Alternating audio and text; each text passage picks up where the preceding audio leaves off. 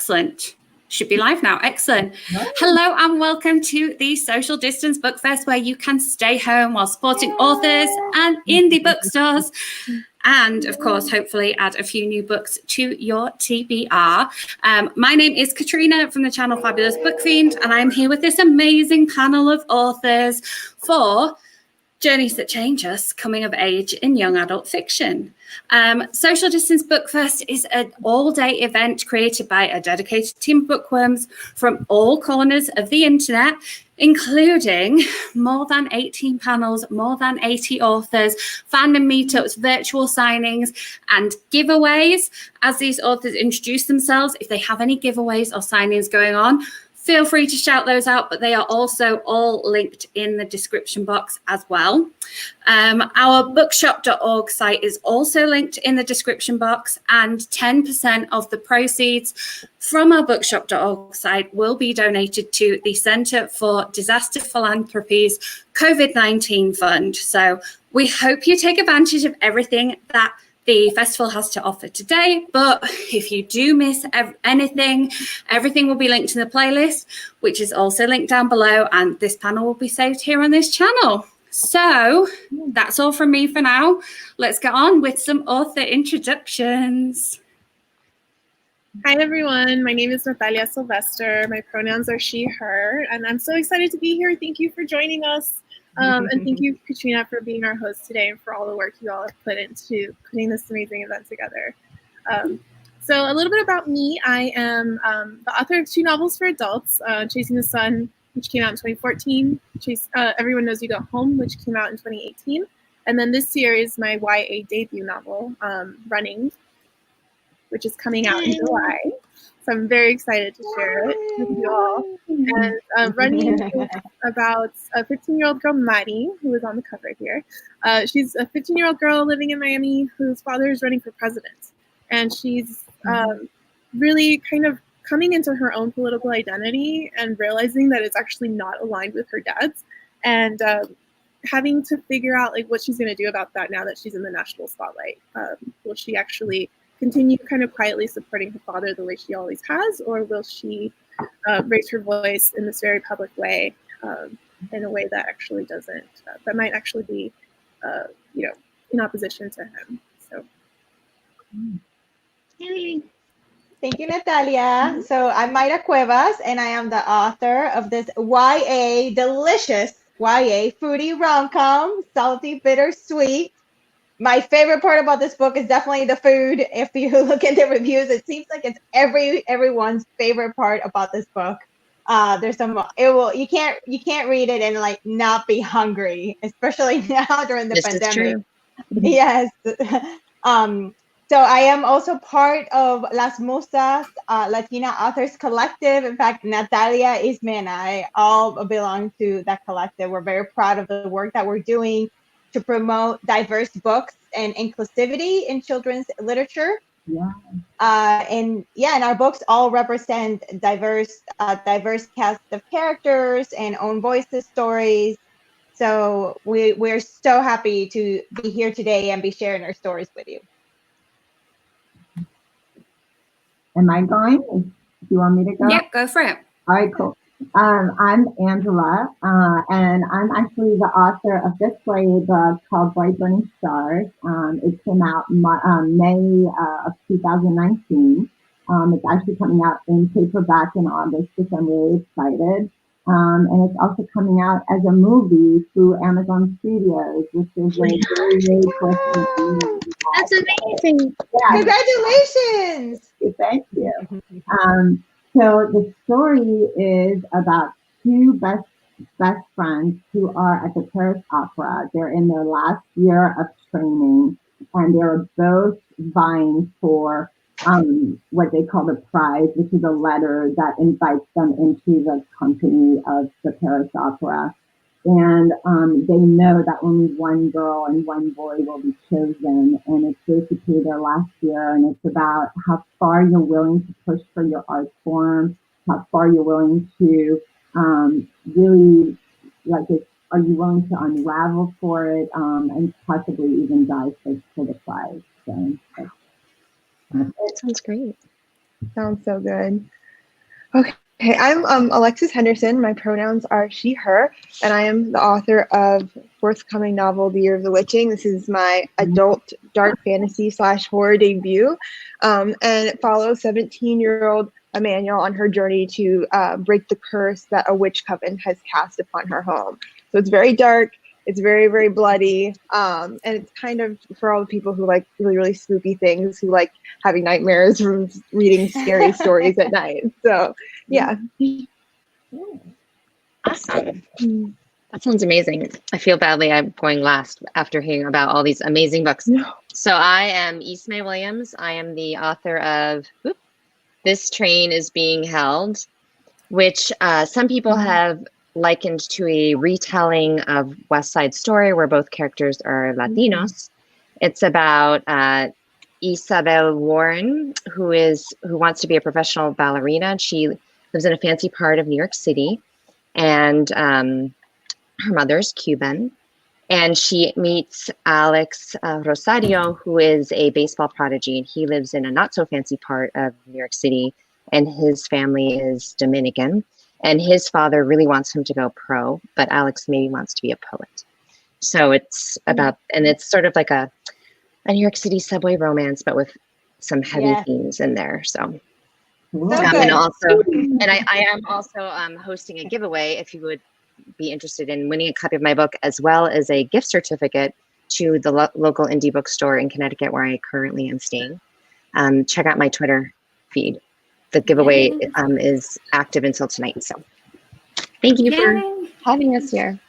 And if you want to add all those books to your TBR, all the links are in the description box, because, you know, I know that's part of what we're doing today. All the panels I've watched, I've had so many books to my TBR, and you pitched your books amazingly. So let's jump right in with a sort of icebreaker type of question. Was there a particular experience or person that inspired the idea behind each of your books? And whoever wants to jump in first can jump in first with this one. I don't mind. I'll go. Okay. So for me, it really wasn't a person per se. It was more that I wanted to render homage to one art form with another art form. And I was a really serious dancer, and I really wanted to kind of go back to this life that I had left and that I really yearned for. And I wanted to sort of bow to all these dancers that I had grown up to admire. And I used sort of fiction to say thank you to dance in some ways. So that's really why I started writing the book in the first place. So, yeah. Yeah, so I can connect. Salty Bittersweet was inspired by my own experiences with my family. My parents went through a really rough divorce when I was a teen. I had to also deal with death of one of my grandparents that I was very close to. So I used a lot of these experiences to develop the book and to develop Isa's. My main character is also named Isa, like Ismee. Isa's journey throughout the book, and I just wanted to make sure that all of her emotional landscape was as authentic as possible. So it really helped writing from my own experience and using those feelings of grief, of just feeling lost and feeling like you're trying to find your place not only in the world but also within your own family, because things have shifted so much. So I used all of those emotions to create a very rich internal landscape for her. That sounds awesome. So I started writing running in 2016. It was around July. And at the time, there was just so much election coverage. And I remember one morning, I was having breakfast and the TV was on, and there was a presidential candidate who was giving a speech. And I really wasn't really that, like, this wasn't someone I was really that interested in. But what completely captivated me was the fact that his daughter was standing in the background and standing there, like, and she was young. She must have been probably 15, 16. And she just had this look on her face that I couldn't make out. And I just kept wondering, like, what has to be going through her head right now, you know? Because to me, I just kind of put myself in that place. And I just thought, like, if it were me and I was watching my father, you know, like having to be there and standing, you're still in the camera, even though you're not the one that's in the center. And I remember being that age and just being really, when I was that age, I had so many insecurities surrounding this notion of speaking up. Like, even if it was in class, just like something as simple as raising my hand. So I started writing this story from the point of view of this character. It was immediately just always voice driven. Like, it was just, she just was the main thrust of this book. And I just wanted to know, like, where was she? Like, what was this emotional journey for her like?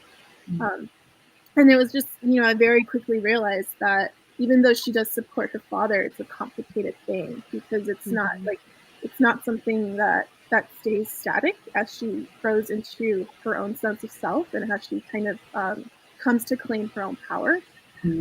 And so I just really wanted to explore that. This book really became an exploration of power, of like power dynamics within families, power dynamics within just like how we can impact the world, and the ways that we can underestimate that, and then and the ways that fear can sometimes hold us back, but also the ways that we can find the people in our lives who will empower us to put the fear aside and really just speak up for the things that matter to us.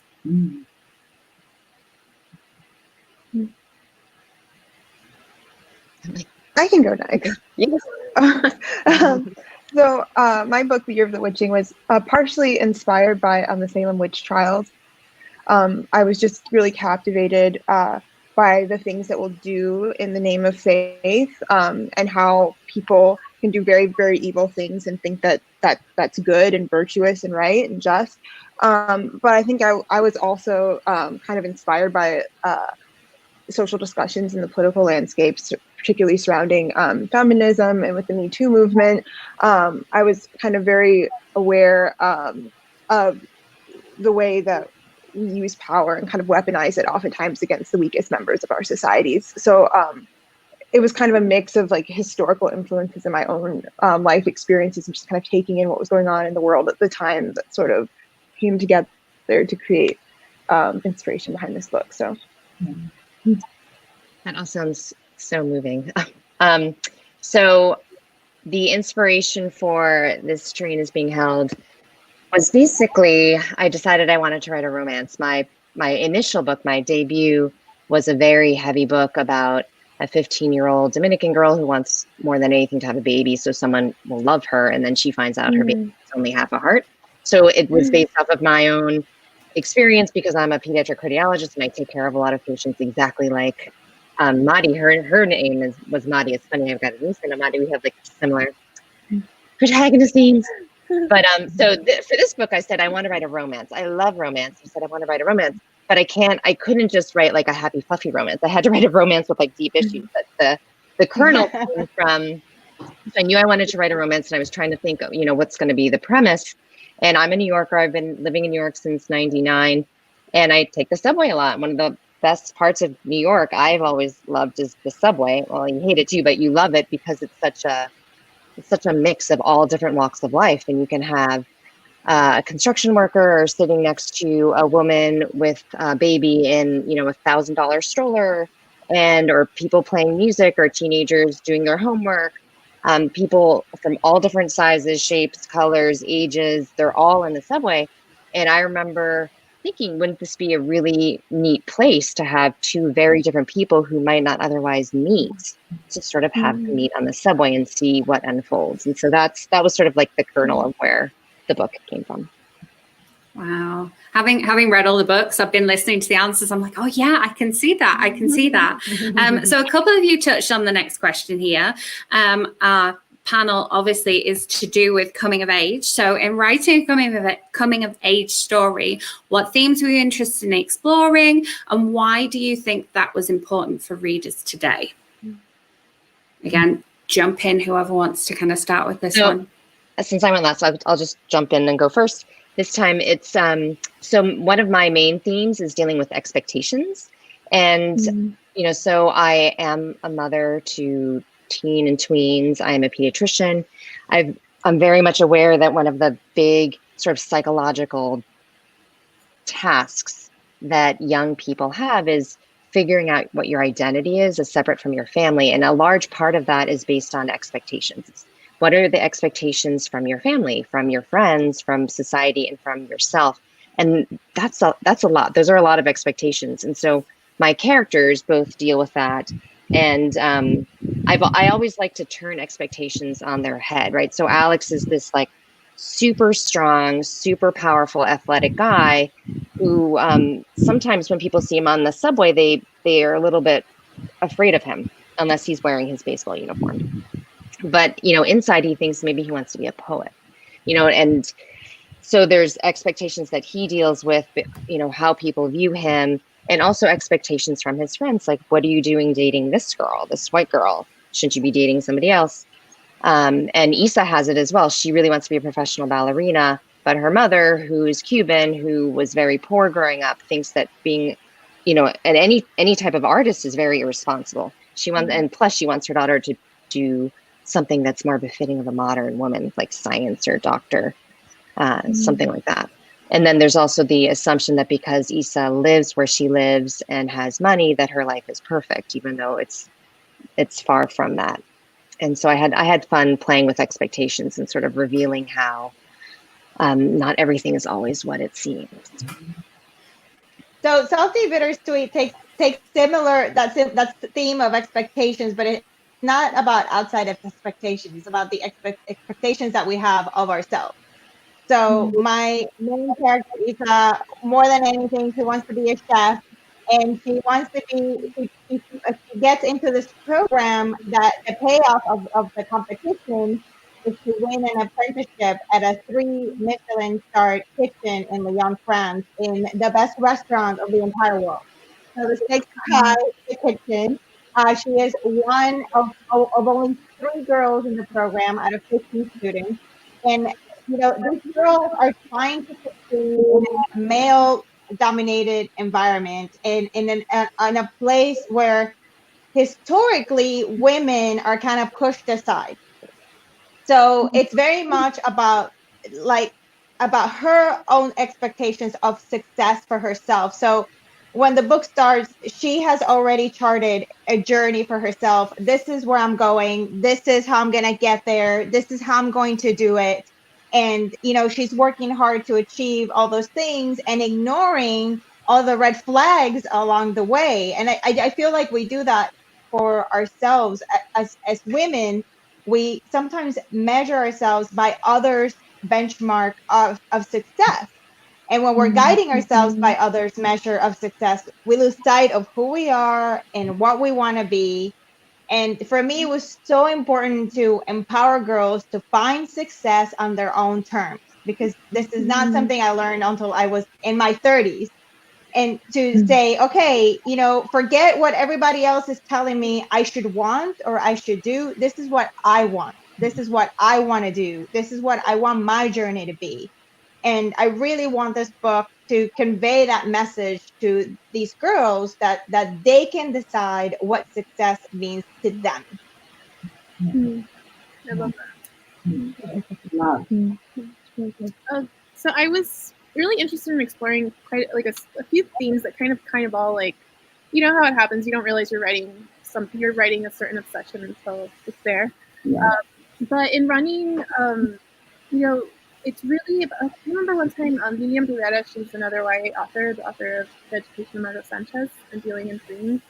She said once that to her, YA is all about the firsts, the first time you blink, right? And so with running, really, it's the first time Mighty feels that she strongly disagrees with her parents. And it's the first time she's seeing them as these truly flawed individuals, and not just her parents, but like these human beings capable of, not just making mistakes, but also maybe, especially in the case of her father, who's running for president, he's also capable of not necessarily always being super benevolent. Like she's kind of like, it's assumed that she supports him in everything he does, but she starts to have to question that. So I really wanted to explore like what happens when you're really starting to to question everything and kind of come up with your own answers, not only the ones and that have been given to you, and assume that you would accept, without, with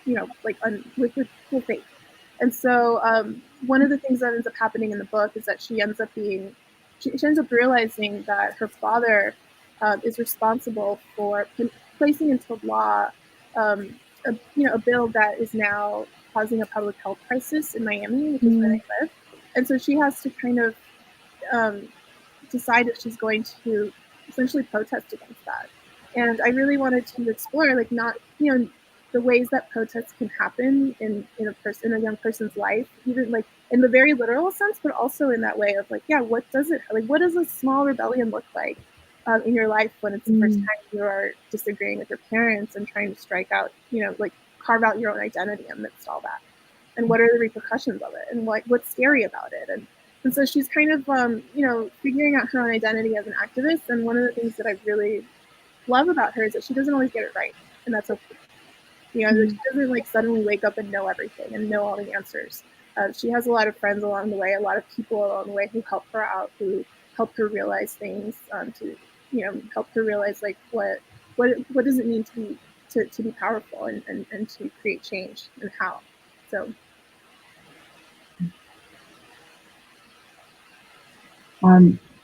for me, inside of Bright Burning Stars, my feelings were really about at 17, 16, 15, when you're at the height of your craft, the height of your sport, the height of being an artist.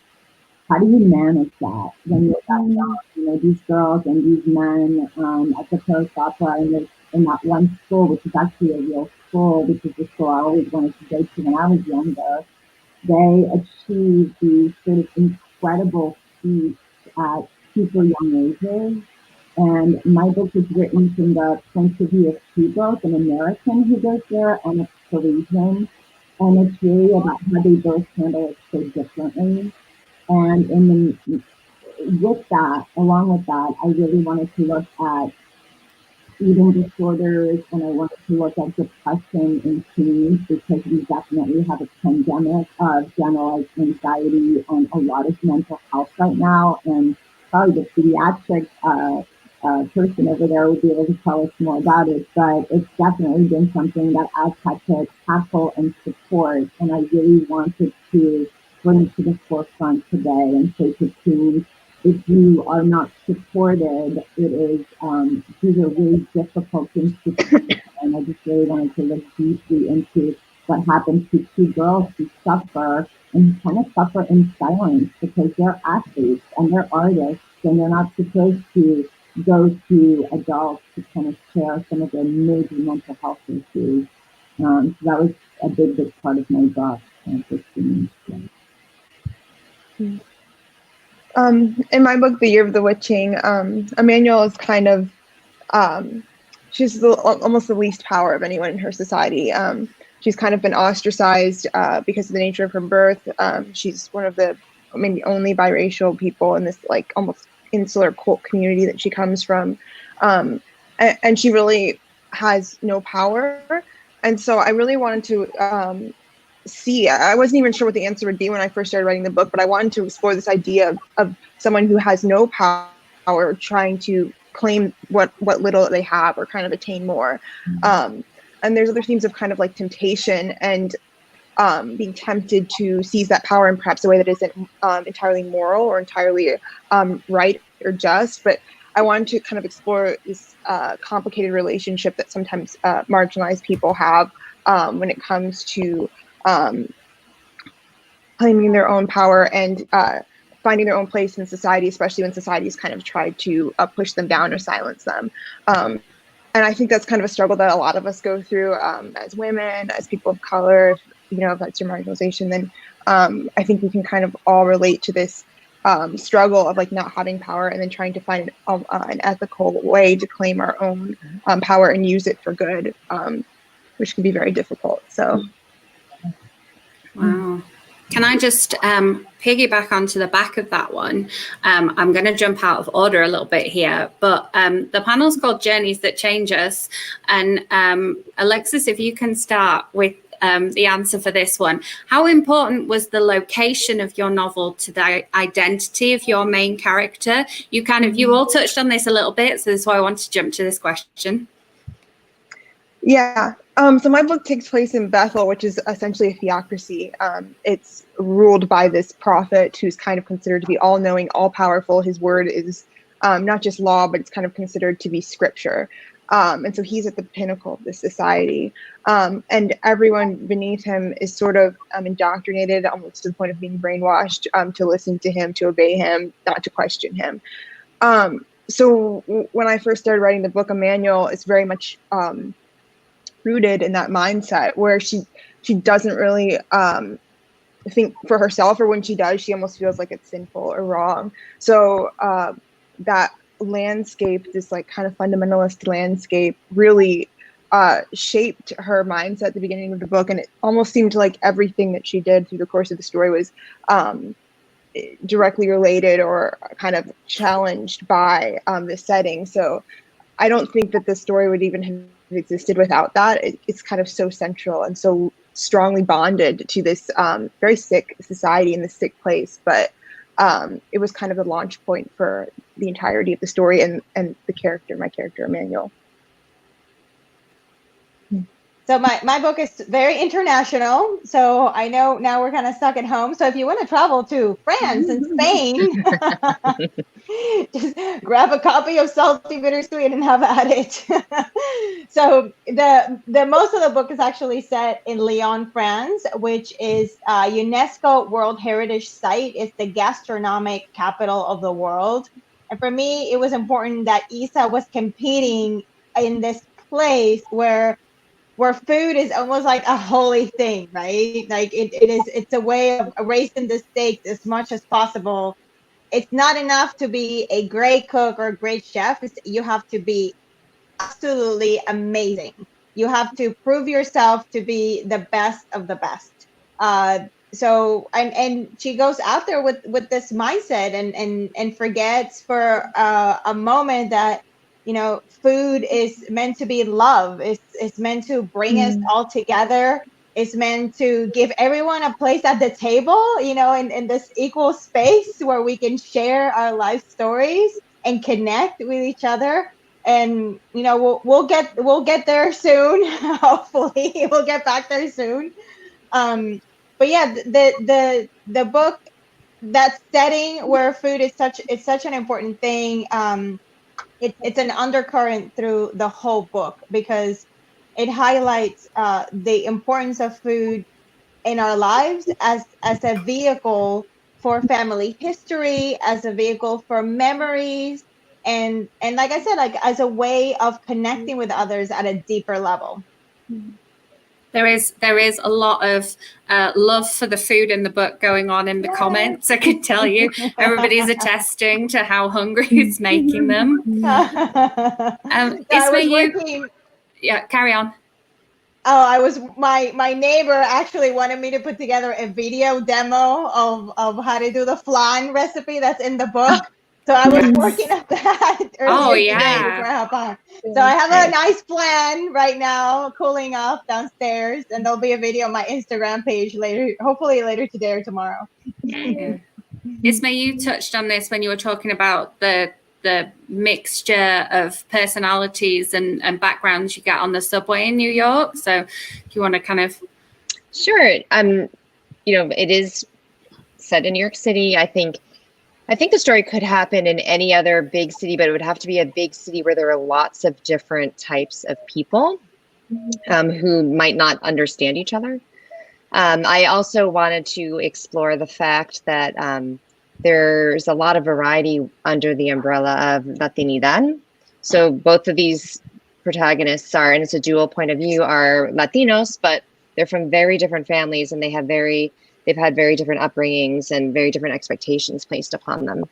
But New York City is a fun place to live, and it's a great place to set a story because, you know, there's the parks, the subways, there's all sorts of places where they can meet and interesting things can happen. Maybe not right now, but in the book, certainly. So the book is like a nice flashback to the way New York was and how it's so great and how it will be in the future. It We're will going be to get again. back there. It will be again. Absolutely. It's just a bleep.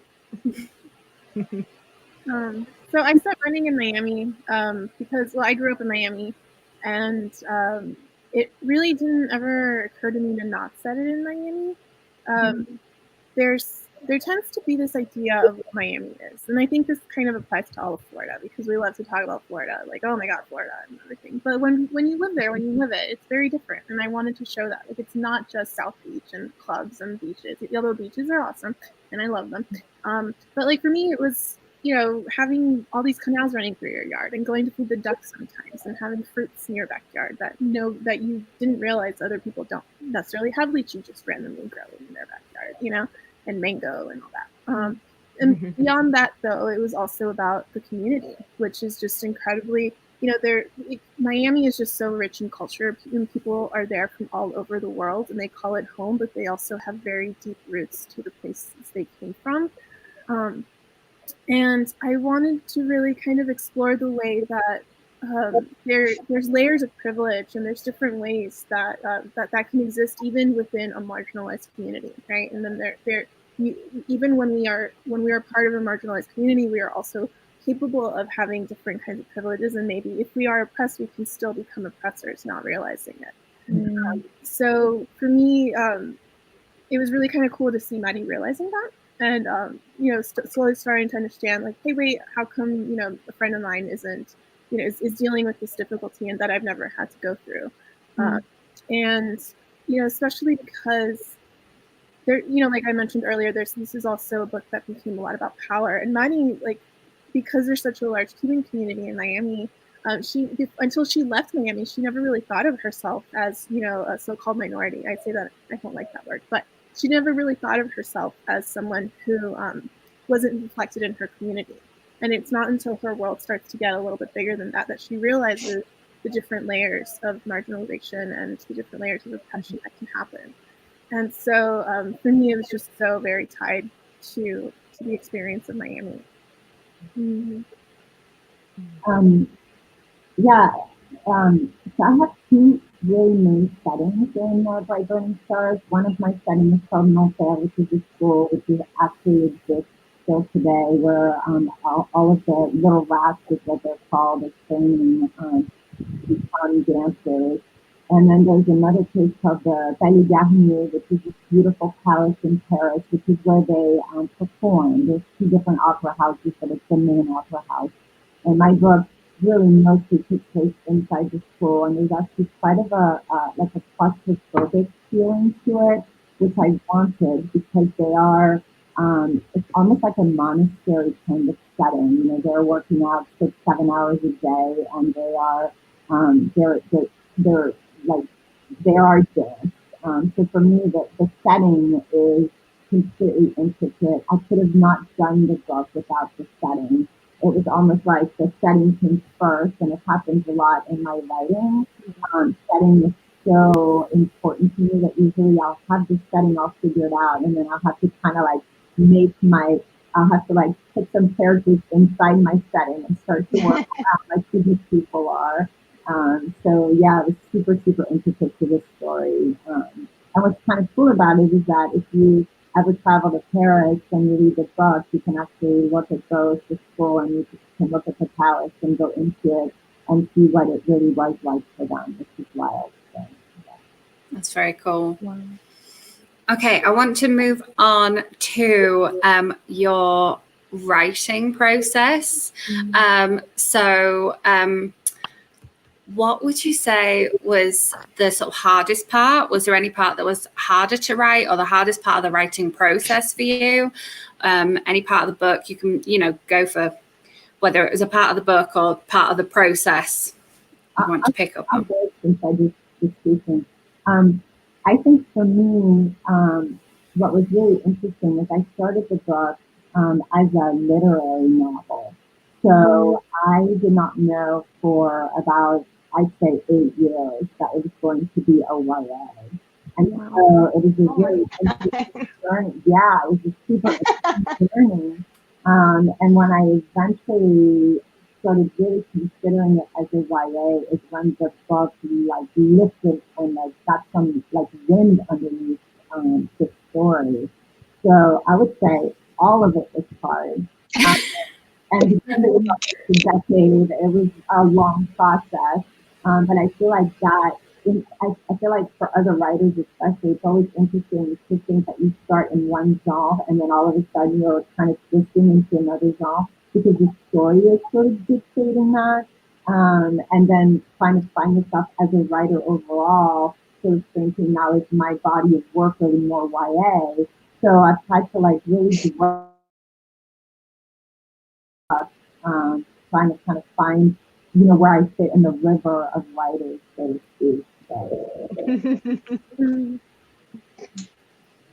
I think for me, since I think it was writing the parents, writing his father, Anthony Reese, and his mom, and her mom, Jenna, because she's, her part of her journey is to see them as flawed human beings, but me kind of being closer to them in age and stuff, I already saw them that way, and so I had to kind of really put myself back in her position and see them, like, have to let her at first, go through her eyes as these like heroic people or these authority figures that maybe in some ways she was afraid to challenge, and especially in the case of her father, because he was based on someone like a real senator. At least that's who he was inspired by. So part of my challenge was to create a new character that was detached from that reality. And it's like, it's fine if it's inspired, but I don't want to just write that one person. Yeah.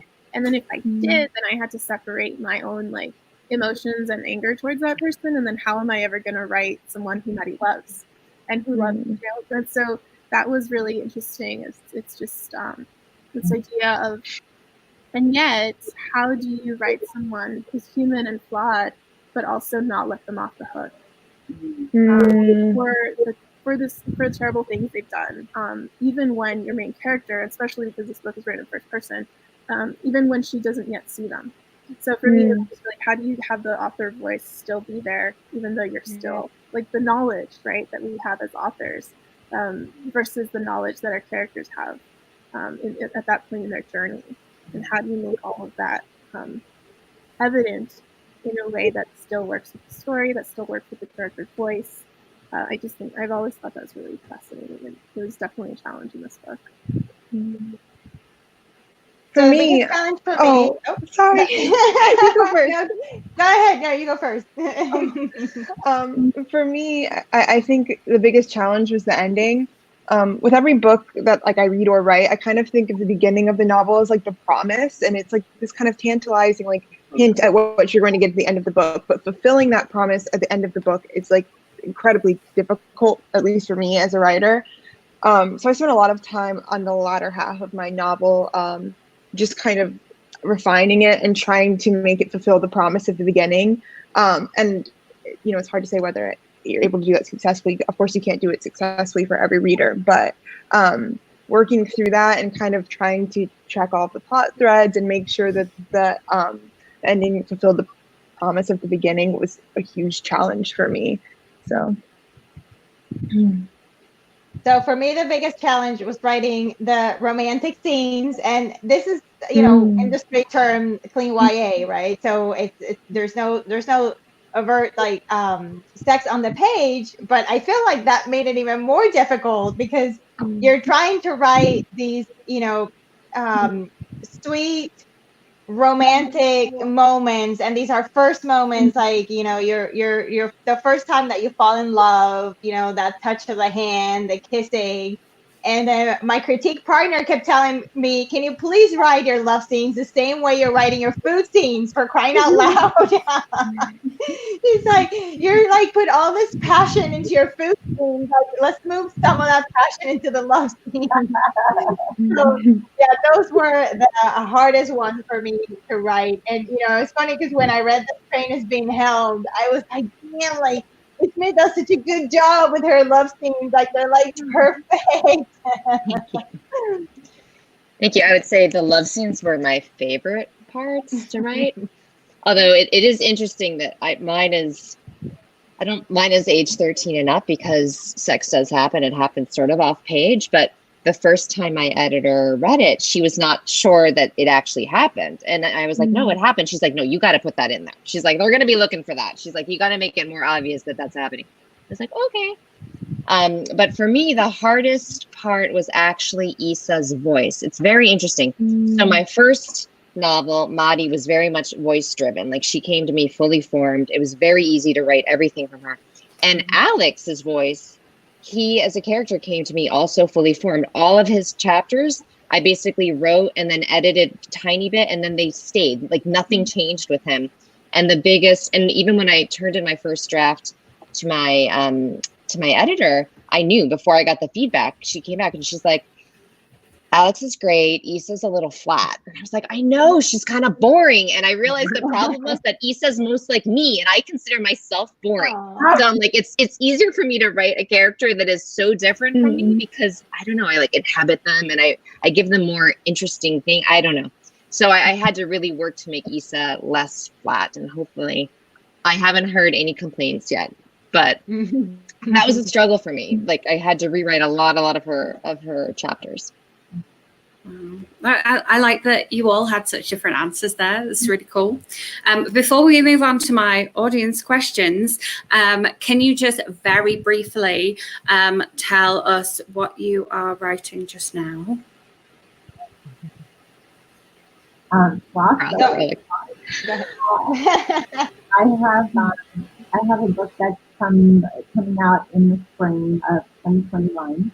And currently it's called Feather Girl, and it's about an orphan who goes looking for her best friend that she loses at a rave, and she ends up going to a feather shop looking for her, and there she learns to literally and metaphorically get her wings. I was really interested, again, in settings.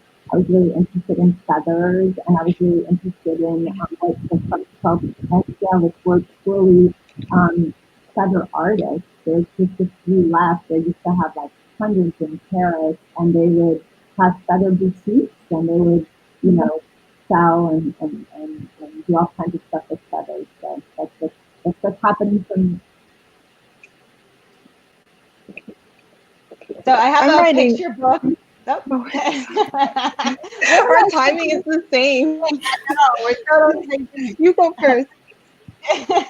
So I'm working on a picture book. It's my first picture book, so I'm super excited right now, and that's in development. And then I have a new book that's out, that's going out in submission next week if all the stars align. And it's about, yeah, thank you. Light a candle, say a prayer. And it's about this Puerto Rican girl who has to move to Florida after Hurricane Maria. She gets stuck in Florida, and she goes to school without a bra, and she gets detention, and everything just snowballs from there. I had an author friend here in Atlanta who calls it's the feminist unicorn book. Sounds so good. I'm writing a sequel to The Year of the Witching, so I can't say too much about it because it's not a firm title yet, but I'm back hanging out with Emmanuel and my kids, so it feels like coming home. It's to write that. So we're all very excited to hear that. Thank you. You want to go, Natalia? Yeah, I'll go really quickly because I'm writing something, but it's in those beginning stages where I'm really kind of superstitious about sharing it. Mostly because it's a secret for me at this point too. I like to figure things out as I go. So it feels weird to say what a book is about before I have fully figured that out myself. That's fair enough. Top secret. Yeah. So you're working on a book. It's why. So fingers crossed. Some good vibes. Yay. So I'm writing something that is not YA, but maybe it won't get published. I don't know. We'll see. But I'm just trying my hand at an adult idea. But I have lots of other ideas for young adult, and I have to put them down on paper. So all of that's so exciting. You've made everybody listening very happy as well anyway. Okay, so jumping into a couple of audience questions that we got ahead of time. Firstly, hopefully an easy one. How do you decide who to dedicate your book to? Oh, I can answer that because that was super easy. So one of the main characters in my book is Lala, which is my Isa's abuelita, who she loves, and here's her culinary muse. And for me, my abuela taught me how to cook, and they taught me like the absolute nurturing power of food made with love. I still remember the taste and the smell of my abuela Josefa's beans, and she has been gone for like over 20 years, and it was like I had them. And so when I was writing the book, they were always in my heart as I was writing, and like that love that they showed me and my sister through what they made for us, the food that they made for us, and they prepared with so much love and care. So it was really easy when it came time to do the dedication to dedicate it to both of my grandmothers. And it was even more amazing to be able to take a copy of the book after it came out and was published to Puerto Rico, to Sabana Grande, the town where I grew up in, and my abuela Cookie still lives there. She's like in her 80s now, and I made sure that the dedication was also in Spanish so she could see it and she could read it, if she doesn't speak or read English. And I was able to sit there with her and give her this book and just tell her for the first time, I think ever, like how much she meant to me and everything that she did meant to me. And it was like one of the most amazing moments in this journey of being publishing and being an author. I'm sorry, I'm getting all teary-eyed, but as I'm sure you can tell, I'm like super emotional. That's a lovely answer, and it came so easily as well.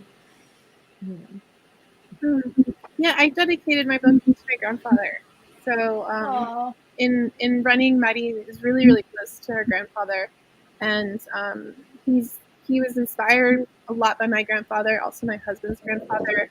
And the thing I love so much about him is the way he's so rooted to this idea of home, even though he's an immigrant, and he has, he's very, like, he's still so connected, and he has such a deep longing for his home back in Cuba, but he's also created such great such a legacy in Miami. And so for her to kind of realize that, and that was very much inspired by my own grandfather, who was just his whole life an avid gardener, and he would talk about his plants as if they were people and as if they were families. And so to me, this idea of home and roots and family is just so incredibly deeply connected.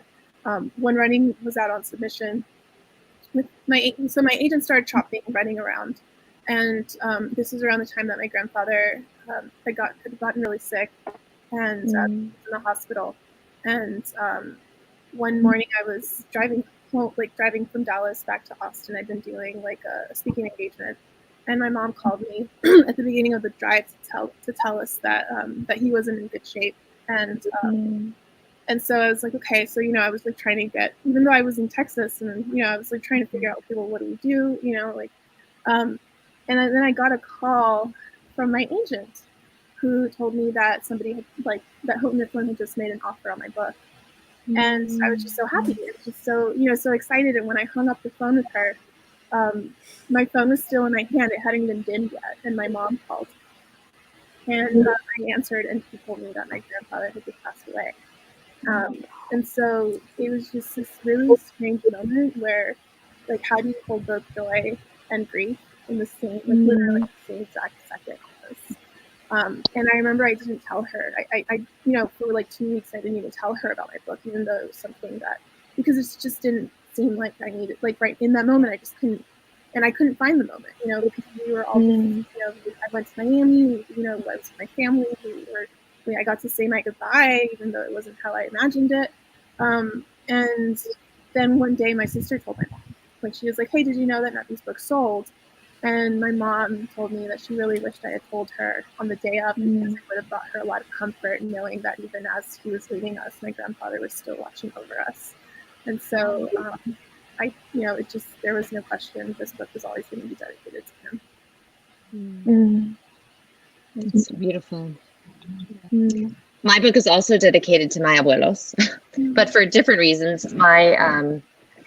My grandparents were from Cuba, and it's funny. I have like this recurring theme in my family where there's like a marriage between classes. So my Cuban grandmother grew up in Santiago de Cuba, which is very south. It's where Guantanamo Bay is, and then my grandfather, my abuelo, was from Havana, and his family was very well off, country club. His uncle had been one of the presidents of Cuba, and my grandmother was first generation born in Cuba. Her parents came over from Spain. They were very poor. They were always struggling, and she was his third marriage, and they were 16 years apart. But I grew up hearing so much from them. They lived with us. They raised my brother and I because my parents were always working. I heard and I saw so much of their romance, even though they were so old already. And it was always so sweet. And so it was like they came from opposite ends of the island, sort of like Alex and Issa came from opposite sides of Manhattan. Like even though you can be so different and have such different backgrounds, you can find, romance in somebody, and you can find your true love, and they don't have to be like you. And so that was my dedication. I dedicated my book to my mom because I love my mom, and she's very, very strong. And I really admire her a lot. And I think that sometimes when you're writing a book, you can almost feel someone's spirit moving through the book after you finish it, maybe in hindsight, and you can almost feel their presence. And that's kind of how I decide who I want to dedicate my stories to. When I just kind of feel that a part of them is in that book, then I know. So it's so funny. I feel the exact same way. I dedicated mine to my daughters. And I have the same exact thing. My daughters were not dancers, but they were athletes. And I also dedicated it to like all the young artists out there who know what the darkness is like. But I had that same feeling. Like I was writing it and I could feel sort of their energy and their crazy presence, even though they're, totally different than my characters. But it's the same, kind of the same feeling. Yeah. Oh, I really like all those answers. So all the feels in this panel, definitely. And you've all got such different reasons behind the way you've answered. Okay, we have 7.5 minutes. So let's see if we can do that. I did send this question to you before. So what is your very favorite thing about your book? What is the thing you like most about it? All right, I'll go. We're all like, I have to come up with something. So I think my favorite thing about Bright Burning Stars is the relationship between my two main characters, these two girls who are fierce in their own way. And they have this super intense relationship, those first best friend, girlfriend relationships where you feel things are so strong, and because they don't have families, they are each other's families. And for me, that relationship is just such a sort of a crucial relationship that I love to watch. I mean, it unravels, but is my favorite part. And then my other favorite part were the dance scenes, because I got a chance to go back and sort of dance again through this book. And, I love being able to do that. So you snuck in a secret extra one there. That was two. I love Maggie's friends. Like they were so much fun to write. They made me feel like at home in this book. They're funny. In the course of the book, she has like a best friend who she has known forever, and her best friend ends up having to go to another school. And so there's this, on the one hand, she really longs for her old friend, but she makes new ones too. And so there's all these really interesting dynamics between them. And just, her friends are just these like really fierce and unapologetic, and each of them so different, but also each of them so badass in their own way. Like they're going to change the world, and I love it. And so yeah, they gave me so much hope, and they were just fun to write. Love it. So for me, the thing that I love most about the book, it's like I love romantic comedies, and it drives me crazy that it's so hard to find a romantic comedy with a Latina protagonist. So I was like, heck, if it's not that out there, then I'm just gonna have to write it myself. And it was important for me, for Latina girls, to see themselves as the heroines of their own story, as the girl in charge, right? They are the main character. They are driving the story forward. They have the power to do that. And at the same time, to be surrounded by this cast of strong female characters, all the women in this book, when I thought about it was kind of wild as I was writing it. It didn't click. It only later, like, all the women are very strong female characters. They're all very driven. They're all trying to help each other out and lift each other up and support each other in their journeys. And for me, that's also very important to represent, because that's what I see in my own life. That has been my own experience. Like, I am where I am today because of other women helping me and giving me advice and supporting me and encouraging me and helping me in my journey. That's great.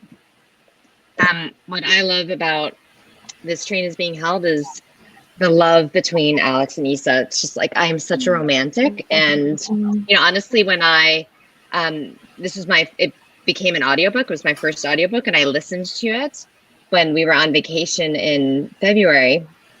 And when we were at the end, I was literally crying because I didn't want to stop listening to the characters' voices. Like, I just fell in love with the characters again. I was like, oh my God, it's over. I can't believe it. I just like the romance. I love the spooky stuff. I liked writing about the witches. I liked writing about the Darkwood. I liked the blood and the gore and all of the things that gave me nightmares when I first started drafting the book.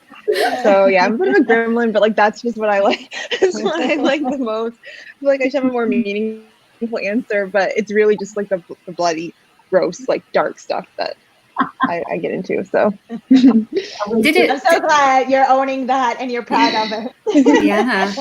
Did it actually stop you from sleeping? Because I was reading it and I was like, this must have been dark to write. Yeah.